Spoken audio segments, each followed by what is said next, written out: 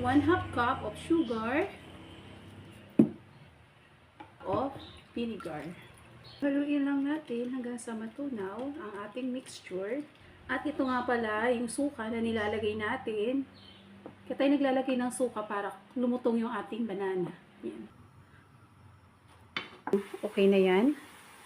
Ilagyan na natin siya ng mixture. Yung mixture kasi masyadong ano. Ayan.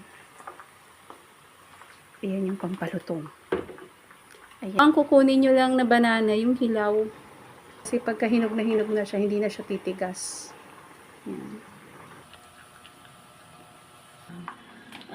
Ayan na ang aking crunchy.